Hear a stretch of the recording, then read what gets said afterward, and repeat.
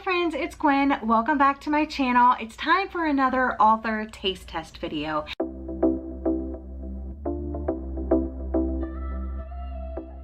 And in this video, I'm going to be trying out Brit Bennett, the author of The Mothers and The Vanishing Half. And this book is the one that really sparked this need to do this video, because I have been hearing nothing but great things. This was the 2020 Book of the Month winner for the year. I actually just ordered this myself, so I didn't actually get my copy from Book of the Month, but I've had it on my shelf since it released. I still haven't read it, and I think because of this book being so popular, a lot of people have gone back and read The Mothers recently, because I have been seeing this in a lot of booktube videos and everybody is raving about it. And I immediately went out, after seeing the third or fourth video in a row people talking about this book, I was like, I need this book in my life. So I went to Barnes & Noble the next day and picked this up, and I want to read this one first since it was published first, and then I'm going to be reading this one. So if you're interested in my thoughts on Brit Bennett, she is a Black author. She graduated from Stanford University. She earned her MFA in fiction at the University of Michigan, and she's won the Hopwood Award in graduate short fiction, as well as the 2014 Hurston Wright Award for college writers. She's been featured in the New Yorker, the New York Times Magazine, the Paris Review, and 𝒍𝒊𝒏𝒅. And if you check out the back of her books, there is literally so much praise, and I've heard nothing but good things. I've heard nothing but good things, and I just really hope that I love both of these.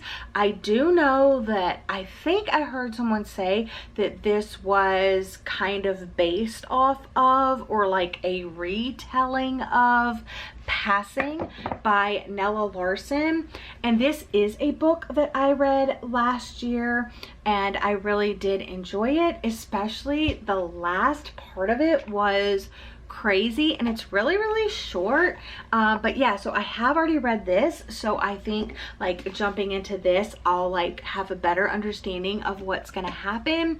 But like I said, I'm gonna start with The Mothers. So if you're interested in my thoughts on Brit Bennett and both of these books, stay tuned. I'm here with an update. So I did indeed decide to read The Mothers first. I am currently on chapter 5. These are extremely long chapters, which I'm not a fan of. I like short, quick chapters just to make me feel like I'm making progress. I do not feel like I'm making progress in this one. So I am on page 87, and this is definitely more of a character driven story, and I like plot driven stories more than character driven stories. So it's not that it's not a good story, it's just not something that I typically enjoy. It's not something I typically am drawn to. It's not something that, I don't know, I like thrillers, I like romance, and those are heavily plot driven a lot of times. And yeah, I'm just finding out the more that I read, I mean, I've been reading since I was a child, but the more that I read in the last 5 years, maybe the last 10 years, I've really realized that I'm more of a plot-driven reader than a character-driven reader. So if you like character-driven stories, this one is definitely one I would consider. This one is about Nadia Turner, who gets pregnant when she is 17 and she has an abortion.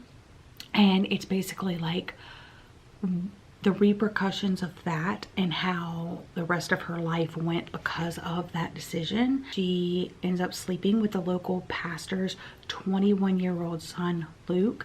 And yeah, so it's just basically, this happened, and because of this is how the rest of my life is. And I'm not, like I said, I'm not too far into it, so I can't tell you too much, but it's just basically all reflected based off of that one decision that getting pregnant and having the abortion that happened, but she's also like, obviously she's living with her father, and she just got a job at the church working for the pastor's wife, and I just found out like how that all came about, and that was kind of crazy. But I did mark one thing I wanted to read to you because the writing is really beautiful, and this just really set the scene in my mind because I was born in South Carolina, and the South, it says, springtime in Georgia was when azaleas and peach blossoms and magnolias bloomed, and the weather was perfect for barbecues and porch sitting and driving with the windows down. And I could just feel that in my soul when I read that, because I was like, that is exactly what it is. And then on the very next page, a little bit sadder of a quote, yet true. Right here it says she's talking about witnessing dozens of times before her husband yelling at Luke because he was always joyriding with his friends, theater hopping, sneaking beer. Now these are Black characters, so the pastor, the wife, the son, and all that, and how he's just kind of like a wild child, smoking reefer in Buddy Todd Park, goading Marines into fights. And it's kind of like his mom. He's having a conversation with his mom, and she says he wasn't a bad kid, but he was reckless. Black boys couldn't afford to be reckless. She had tried to tell him. Reckless white boys became politicians and bankers. Reckless Black boys became dead. So, I mean, you can't say it's not true. So that is, that really hit, you know. But yeah, so far so good. It's not like it's a terrible book. It's just not like something that I would typically be drawn to, but I'm hoping, you know, after I get a little bit further into it, maybe I'll be a little bit more invested. But that is my thought so far of The Mothers. I just wanted to show you my really cute glass mug that I got from Hello Lovely Box. It says so many feelings, and it is the perfect size mug. It is the perfect weight mug. Like if you like a weighty glass mug, then I highly recommend that you check this out. I have a code that gets you 15% off. It's just Gwen15 of everything on their website. They have crew necks, they have t-shirts, they have tote bags, they have enamel pins, they have mugs, they have like non-glass mugs. I think they have like 2 glass mugs, but I really like this one. So definitely go ahead and check out the link in the description box, and remember to use my code Gwen15 if anything on their website interests you.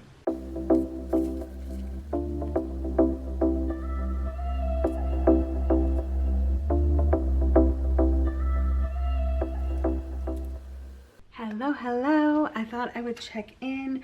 I am listening to this on the Libby app, and I am reading along in the physical copy, but I'm gonna put together some hamburgers for dinner. I have vegetarian burgers. My husband obviously eats regular burgers, so I'm just gonna get that ready and I'm just gonna listen. So we'll see how this goes.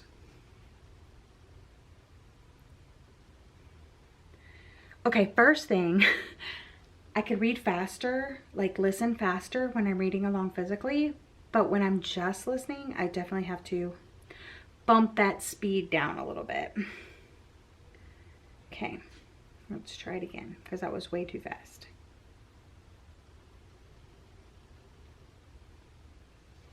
Better. Okay.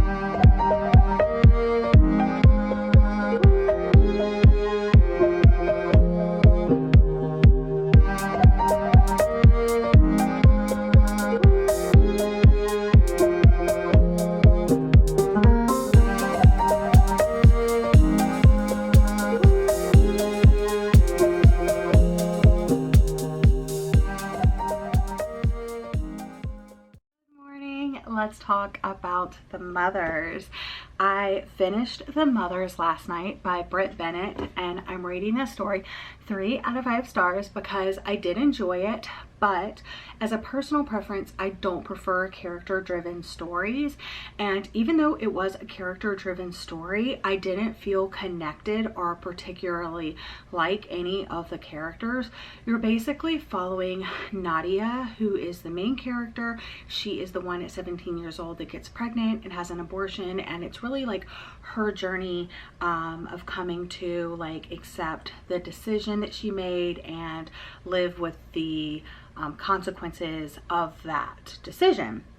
But you also have Luke, the boy who knocked her up, and you have her friend Aubrey, which I don't really know if I would consider them best friends, but that is the role that she plays in the story. I did write a full review on Goodreads and on Storygraph. And next up, we're going to move on to The Vanishing Half, which I don't even know where I put the book. Oh, it's over here. So next up, we're going to move on to The Vanishing Half by Brit Bennett. Again, it's about twin girls, inseparable as children, that ultimately choose to live in 2 very different worlds, one black and one white. So looking forward to this one.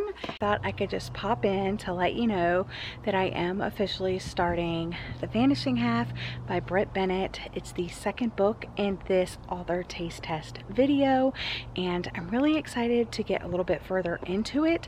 I did start it last night, but the first chapter was extremely long that I was just exhausted after reading that chapter.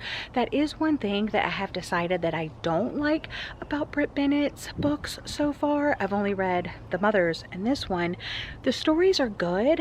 Like, I don't know how I'm going to feel about this one. You already know how I feel about The Mothers, but the long chapters do not do it for me.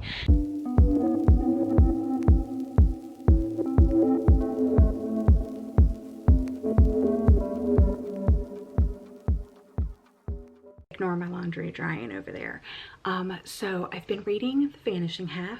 I made it to page 50, I think 58, 59, and I think I have a grasp of the setup of the story, and like I obviously know what it's about. So since this is kind of like a retelling of the passing by Nella Larson, at least that's what I have heard from other reviewers and readers. You have twin sisters that are just like 7 minutes apart or something like that, and they grow up in this really small black town community, and they're very light-skinned. And I guess during the time, it's really, I don't know, frowned down upon, like the darker your skin, like the lighter your skin, the better. And at age 16, the twin girls run away from home and they create a new life for themselves, a new identity. One of the twins ends up marrying a white man and leads a very like white-centered life, where her sister Desiree marries like the darkest man she can find and lives in the black community.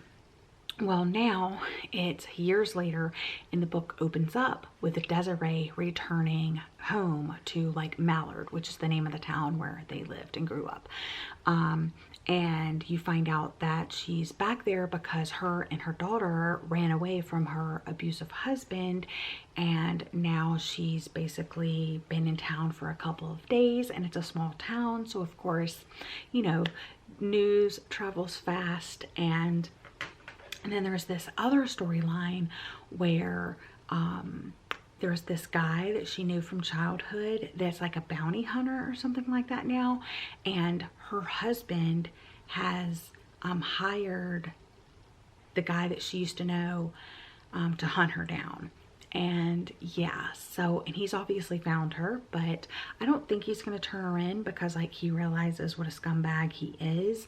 And I know from the synopsis inside it says about it being like past and then kind of like more present, and it's about the twins' daughters running into each other and stuff like that. And I'm not there yet.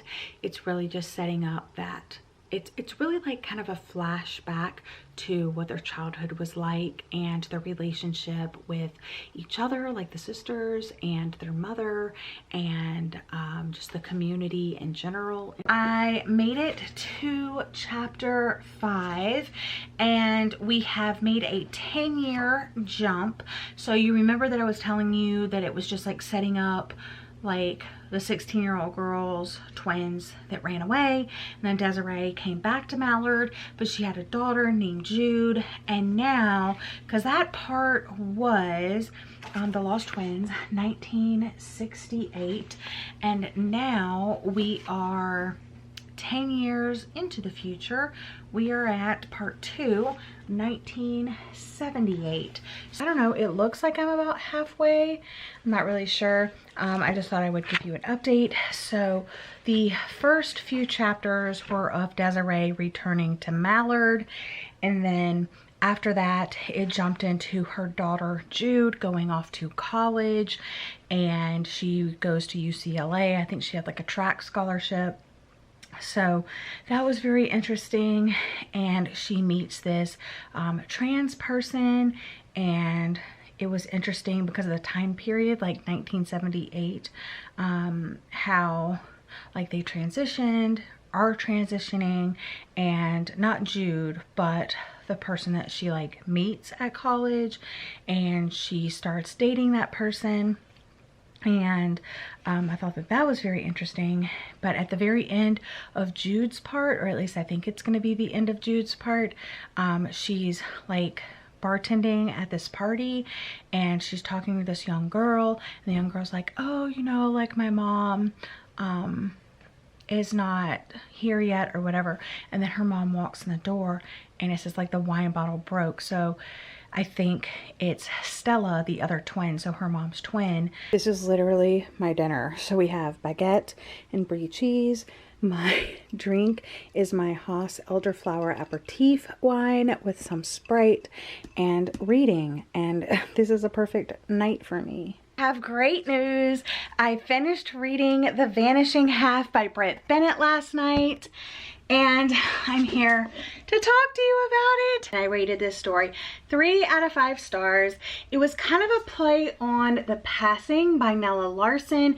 This one is much shorter than this one.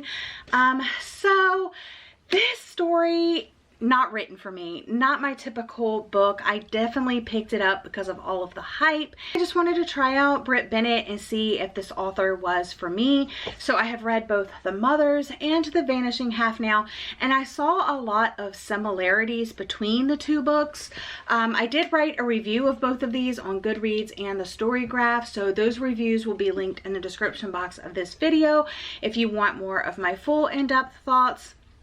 This is a character-driven story that has lots of slow build up, important themes, important topics for sure, long chapters, lots of detail, and that's not the type of story that I really like typically.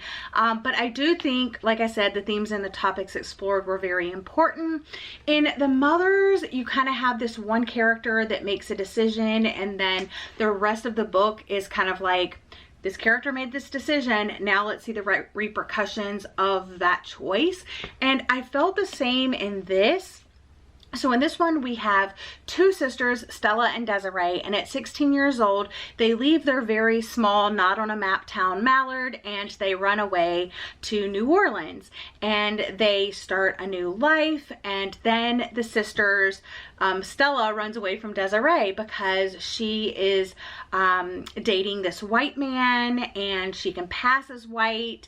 I think both of the girls can pass as white, but one decides to live in the Black community and culture and stuff like that, and the other one the white. And that's kind of something unique about their town, Mallard, as well.